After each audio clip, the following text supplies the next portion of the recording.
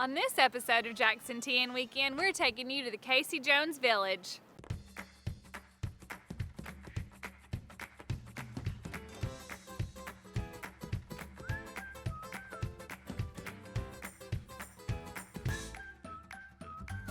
Anytime that if you want good food, you have to be selective, and the fact this is a locally owned area and the cooks are selective about what they prepare, you know you're going to get country cooking. The hospitality here is good, and more than anything else, the atmosphere is unbelievable. It's pure West Tennessee hospitality at its best. We've been a business for 51 years, and we started out as an antique museum. My grandfather had a huge collection of 10,000 plus antiques. He collected over several years.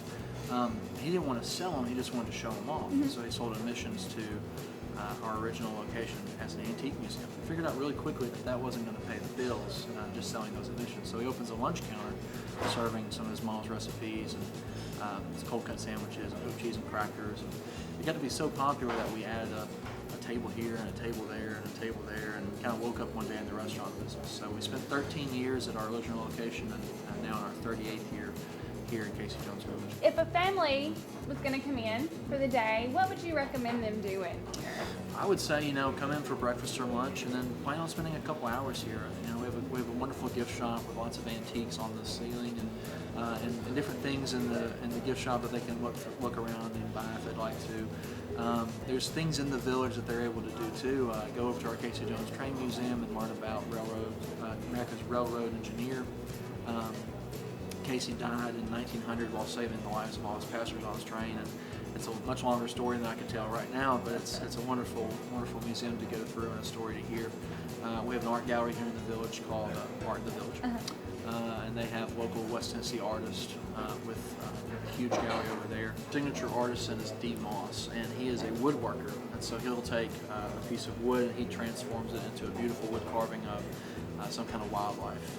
He does a lot with birds and ducks and things like that, and it's amazing to watch him work. He's located here in the store, in our Wellwood store. There's mini golf, there's trains to look at, so there's a lot to do here. Wow, you could really spend half a day here. You really can, yeah.